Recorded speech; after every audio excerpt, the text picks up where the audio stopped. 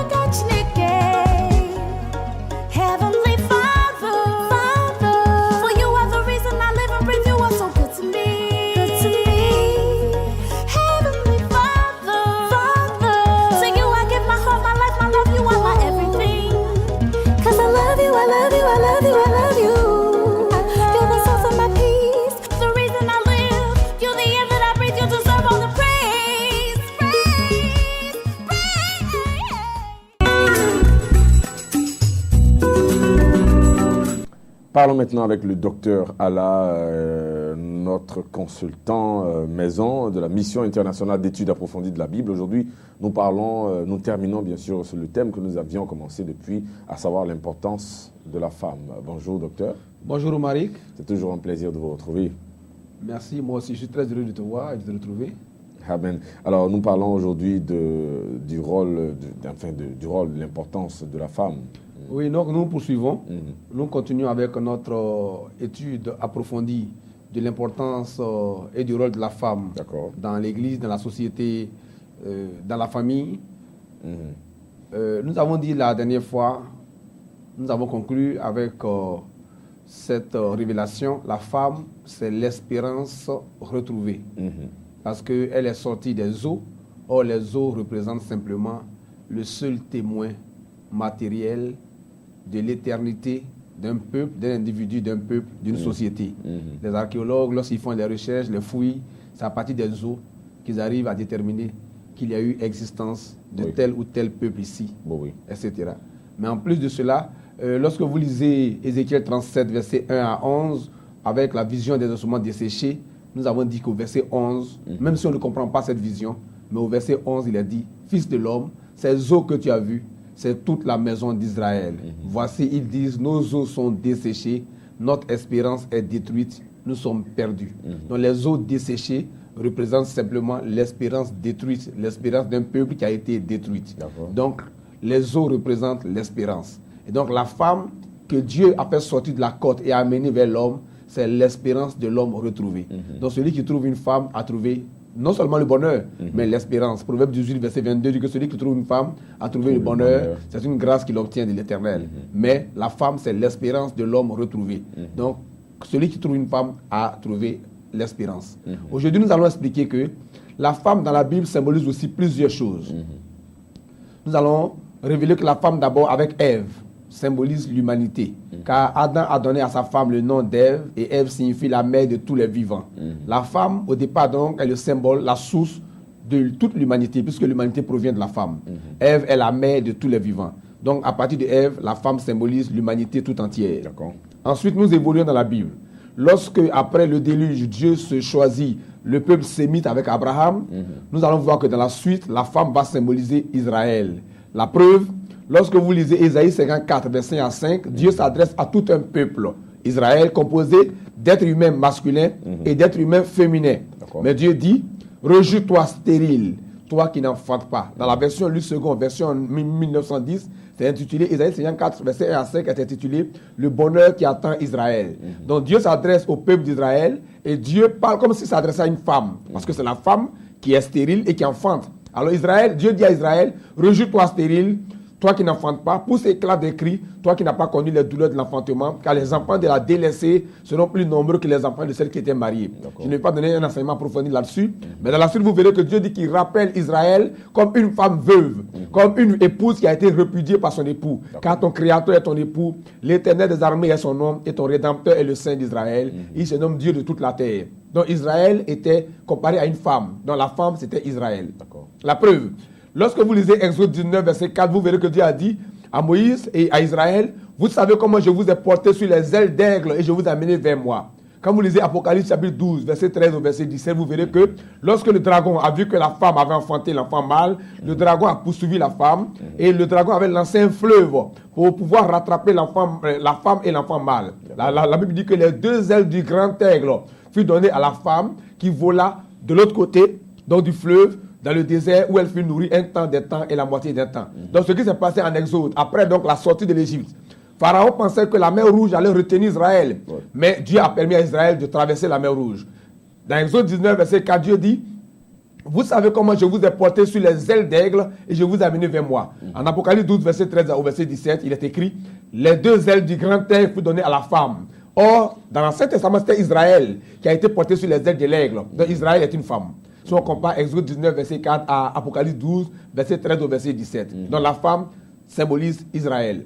Ensuite, lorsqu'on vient maintenant avec l'Église acquise par le sang de Jésus-Christ, par la somme des fils de Dieu à travers le monde entier, en dehors d'Israël, la femme symbolise l'Église avec Éphésiens chapitre 5, verset 22 au verset 31.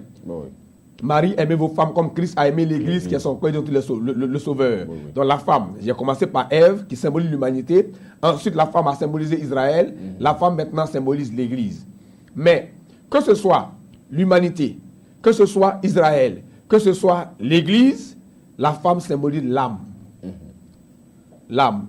Parce que lorsque Dieu s'adresse à Israël, qui est un peuple composé d'hommes et de femmes, d'êtres humains masculins et d'êtres humains féminins, pourquoi il parle, pourquoi il compare Israël, tout un peuple, à une femme? Parce que Dieu s'adresse, Dieu veut parler à l'âme de tout ce peuple-là.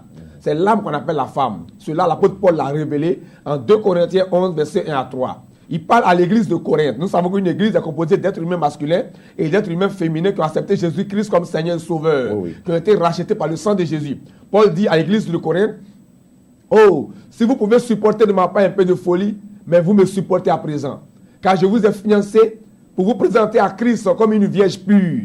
Toutefois, de même que le serpent séduisit Ève par sa ruse, je crains que vos pensées ne se corrompent et ne se détournent de la simplicité à l'égard de Christ. Nous savons que les pensées sont dans l'âme. Parce que Proverbe 23, verset 7 dit que l'âme, l'homme est tel que sont les pensées dans son âme. Et Jésus a dit que c'est de l'âme, du cœur que viennent les mauvaises pensées, les meurtres et les adultères. L'âme est la sphère de nos pensées.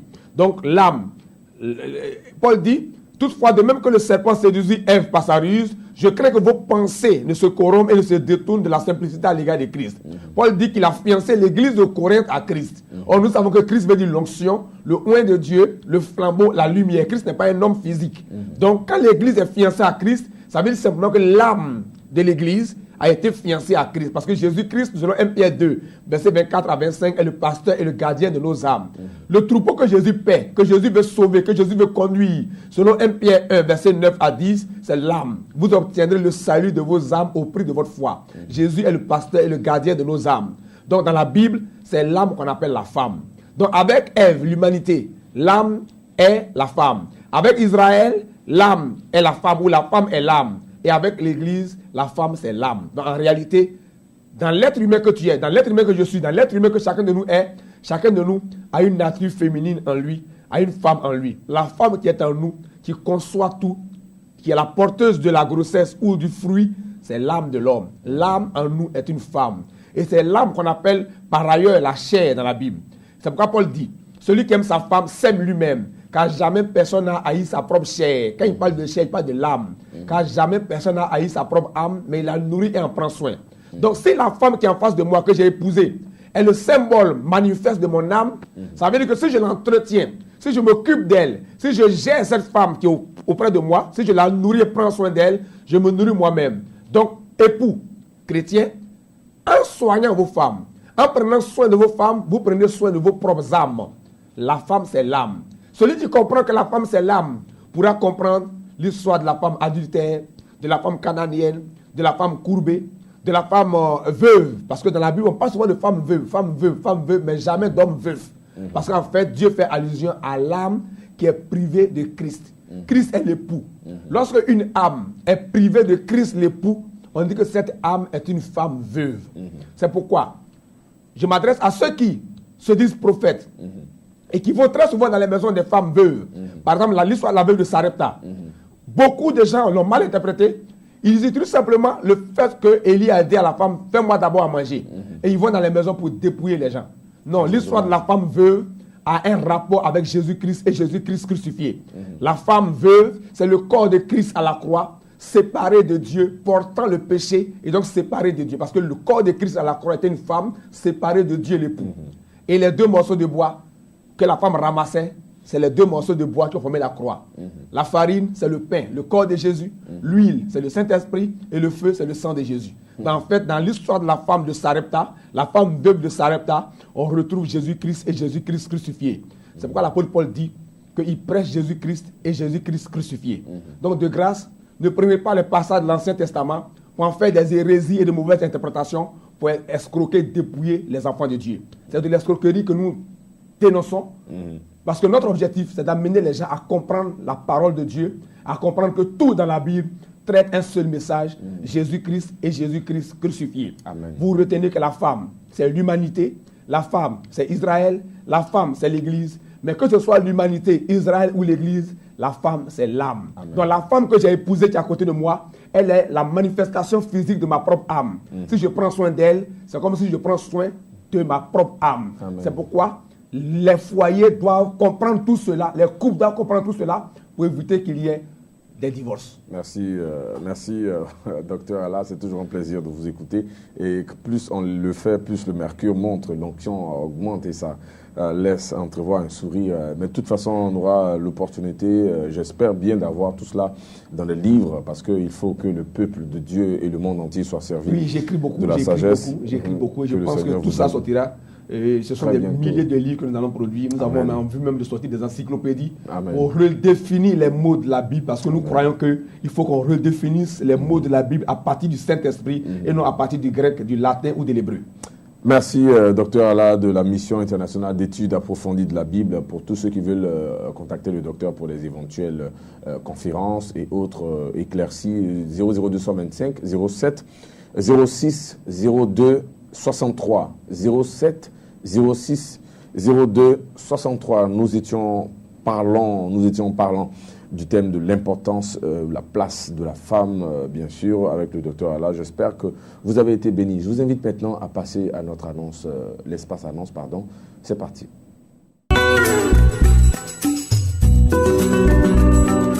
Alors, si vous venez de nous prendre en marche, sachez que vous suiviez Matin Afrique et donc soyez les bienvenus à cet espace annonce. Le premier invité que j'ai beaucoup de plaisir à recevoir Révérend Emmanuel Kouman. Bonjour Révérend. Bonjour Romaric. C'est toujours un plaisir de vous retrouver. Le plaisir est partagé. Tous les mardis matins. Alors nous parlons aujourd'hui, comme toujours, des œuvres des pasteurs Sam et Sylviane. Aujourd'hui, le DVD que vous voulez présenter, c'est notre partenariat avec Dieu. Notre partenariat avec Dieu. Oui, notre partenariat avec Dieu. Pasteur Sam. Pasteur Sam.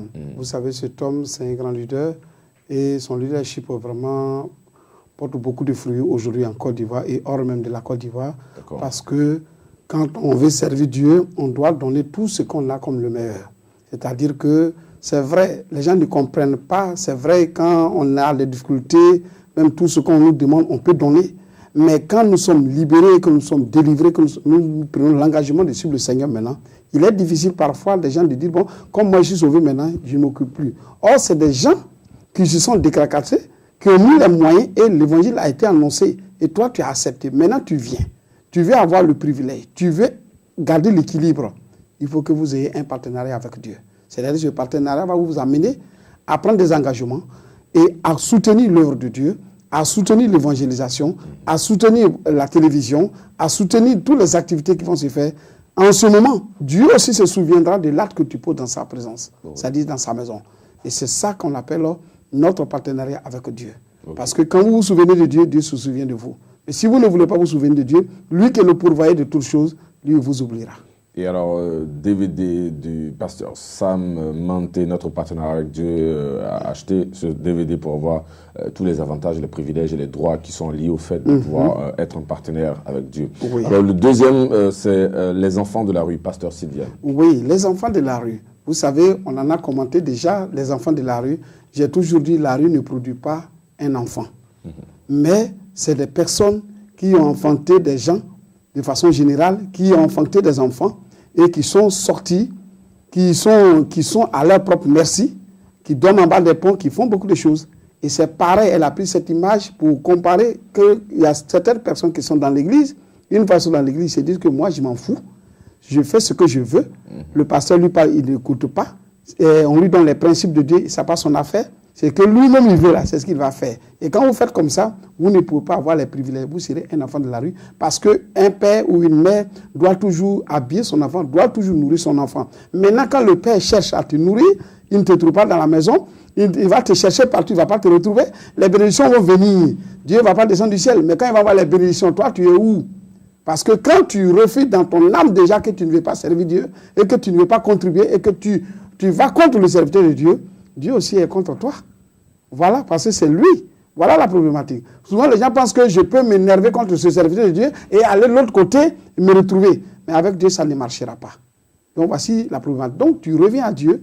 Et tous ces enfants qui sont dans la maison, ils sont comme les enfants. Parce que quand tu leur parles, ils ne t'écoutent pas. Ils risquent même de prendre machette, ils risquent même de te frapper. Et voilà ce que nous voyons aujourd'hui avec les enfants de la rue. Merci, Révérend Kouman. Il y en a encore d'autres. Oui, il y en a d'autres. Oui, la semaine prochaine, je pense qu'à partir de demain même, on va encore sortir d'autres DVD de Pasteur Sam.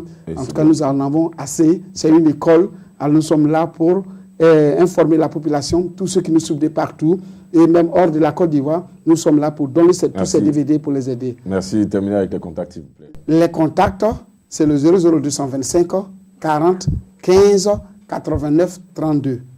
00225 40 15 89 32. Il peut nous appeler avec ces numéros. Merci, Révérend Kouman. Je tiens à rappeler que vous êtes passé sur ce plateau pour parler des œuvres des pasteurs Sam et Sylviane Manté.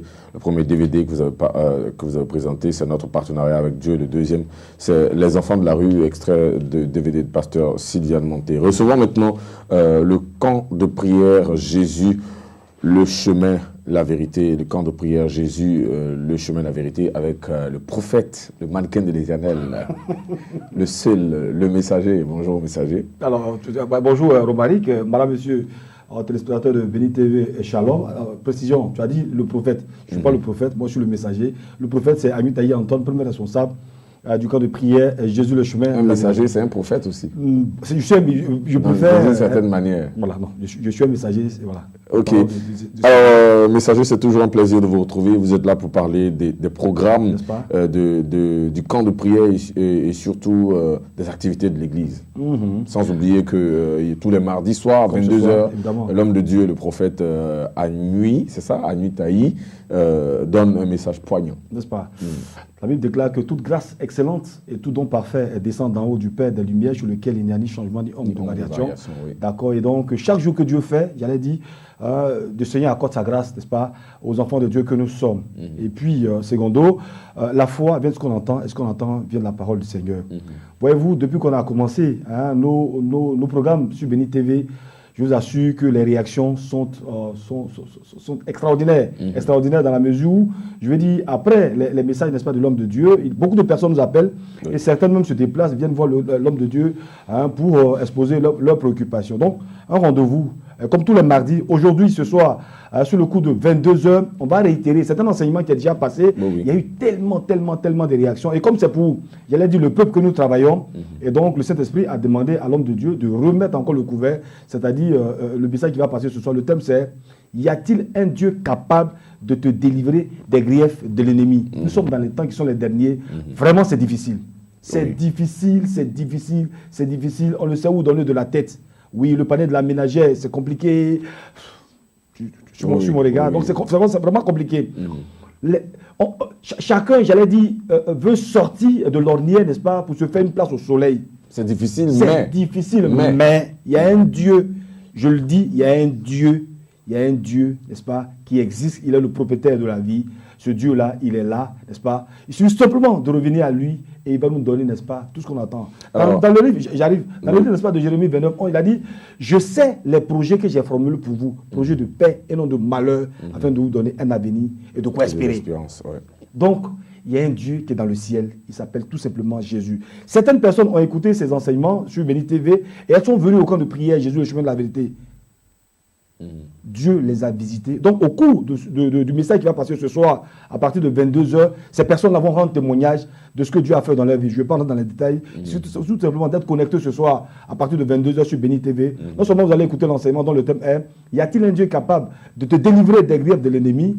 Mais surtout, écouter aussi des témoignages. Parce que le témoignage édifie. Le témoignage édifie, n'est-ce pas, pour amener tous ceux, toutes ces personnes-là qui veulent s'affirmer, mais bon, qui cherchent des voies et moyens. On va tout simplement revenez au Seigneur Jésus, tout simplement. Il n'a pas changé. Il est le même hier, aujourd'hui, éternellement. Et puis, demain mercredi, tous ceux qui veulent le rencontrer, comme des bien-aimés qui sont allés au camp de prière, il n'y a pas de souci à se faire, il n'y a rien à payer. Il suffit tout simplement de se déplacer au camp de prière Jésus, le chemin de la vérité, qui est du côté de Port-Bouet et Gonzagueville, au corridor, à votre gauche, du 24e arrondissement, faites 100 mètres, n'est-ce pas? Vous avez le merveilleux camp de prière, et puis les retraites qui se poursuivent. Jeudi, de 9h à 13h, enseignement. Vendredi également, de 9h à 13h, enseignement suivi de repentance. Et puis samedi, c'est la prière dite prière des malades. Comme je le dis, il n'y a rien à payer. Vous avez des malades, vous venez. Dieu fera le miracle toujours, parce qu'il n'a pas changé. Et les contacts pour terminer. 00225 pour ceux qui nous suivent en international. 07 78 97 00.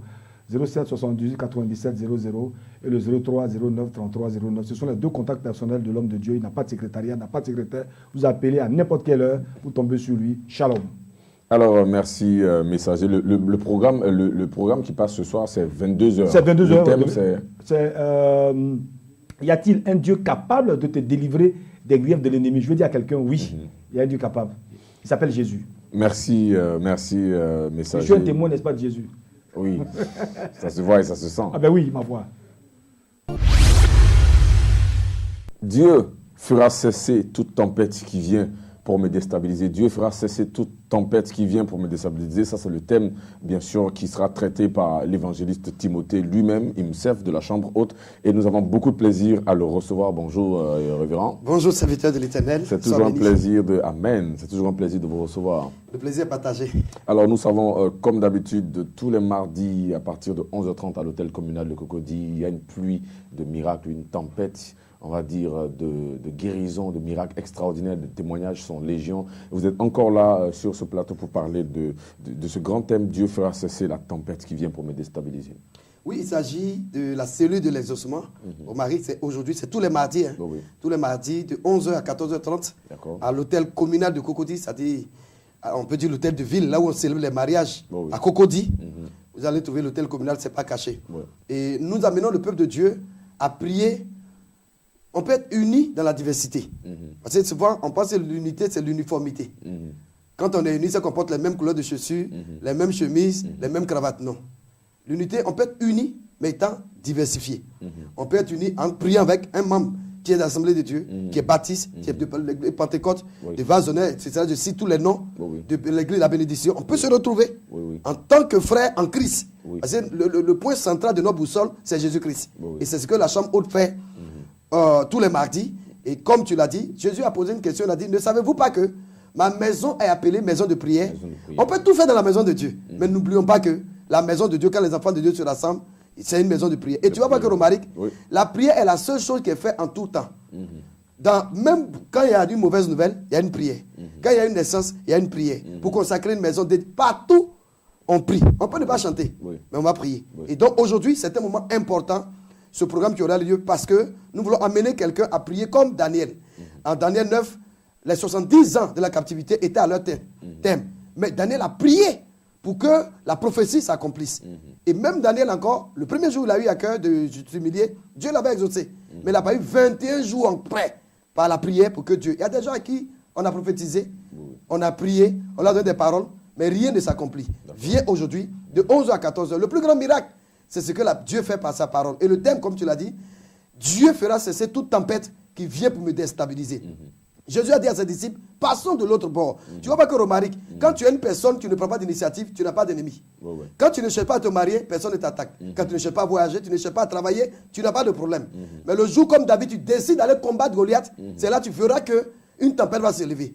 Jésus monte dans la barque avec ses disciples, au bon milieu de l'eau, il ne peut plus avancer ni reculer. On dit une tempête se leva dans le but de les tuer. Les disciples, au lieu de prier, Jésus est là. Il commence à crier. Il y a beaucoup d'hommes comme ça. Ton problème de foyer, ton problème d'emploi, ton problème que tu as de stérilité. Au lieu de parler aux gens comme les disciples, on meurt.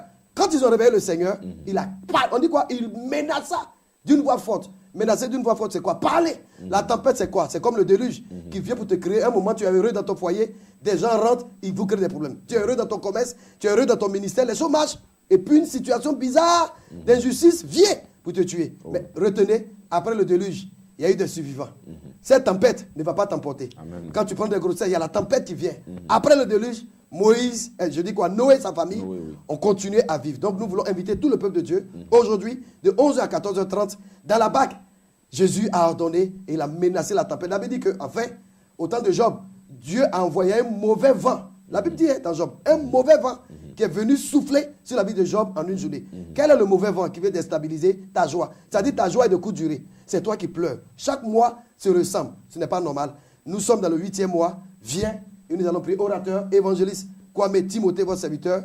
Entrée libre, thème, Dieu fera cesser toute tempête qui vient me déstabiliser, comme Jésus dans la barque, et je passerai de l'autre bord. Vous pouvez nous appeler au 07 12 44 41. 07 12 44 41 ou au 07 06 55 86. Après le déluge, il y a eu des survivants. Après le déluge, il y a eu des survivants. Merci, évangéliste Timothée. Je tiens à rappeler que tous les mardis, à l'hôtel communal de Cocody, vous avez des moments de prière et surtout de victoire. Ce sera tout à l'heure, à partir de 11h30. 07 12 44 41, 07 06 55 86. Terminons ce temps de réception d'invités avec Lucien Yoboué. Il est là pour parler de la deuxième manche de cette émission à succès, Grand Vacances sur Béni TV Karaoké Solfège. Bonjour Lucien. Bonjour Romaric. Vous allez bien? Oui, très bien, vous êtes superment bien. Merci, c'est la grâce de Dieu. Alors dites-nous un peu deuxième manche de Solfège. Comment est-ce que les choses avancent? Je suis là pour inviter et réinviter tous ceux qui aiment passer les vacances dans des lieux sains, dans des environnements sains qui sont agréables au Seigneur, de venir à cette deuxième manche de l'émission Solfège Karaoké 2016. Mais bien avant, j'aimerais rappeler que nous avons tourné la première manche le samedi dernier. Ça s'est bien passé, les candidats vraiment nous ont surpris. Et c'était vraiment merveilleux, le peuple de Dieu est venu nombreux. On s'est amusé avec les artistes qui étaient là. Il y avait Nana Lukezo qui nous a apporté dans une ambiance vraiment à la gloire du Seigneur. Amen. Et c'était vraiment formidable. Alors cette deuxième manche va commencer ce samedi à partir de 14h et nous sommes là pour inviter tous les candidats, toutes les connaissances des candidats, les églises, les amis, toutes les personnes qui aiment la musique chrétienne à venir assister à cette deuxième manche qui va avoir lieu, comme je le disais tantôt, ce samedi à l'église MPV dans la commune de Koumansi. D'accord. Au terminus au début 05, à partir de 14h, on commence l'émission. Donc, les candidats qui seront en compétition, on va le dire, nous avons Yapo Nyangoran, Franck Hamel, de l'église méthodiste unie Côte d'Ivoire, il est du côté d'Abobo. Nous avons Kouzebo, épouse l'Ouest, de l'église internationale Bethesda. Nous avons Fayé Linda, de l'église évangélique La Grâce de Jésus. Nous avons Ngbesso Chaye Evelyne, de l'église Caravane pour Christ. Alors, ce sont ces étoiles montantes là qui vont s'affronter. André fait s'affronter. Oui, on comprend le contexte. Voilà, c'est samedi là. Et nous invitons tout le monde à venir, leur pasteur, leurs connaissances, leur famille, à venir assister, à venir les encourager, parce que tu peux avoir du talent, tu peux avoir du charisme, mais quand tu n'as pas de personnes pour t'encourager, ça peut te décourager. Ça, donc vous rappelez le lieu et l'heure, s'il vous plaît? Alors le lieu, c'est dans l'église du révérend pasteur Kwasi Bruno. C'est l'église MPV à Koumansi, terminus du bus 05 à partir de 14h.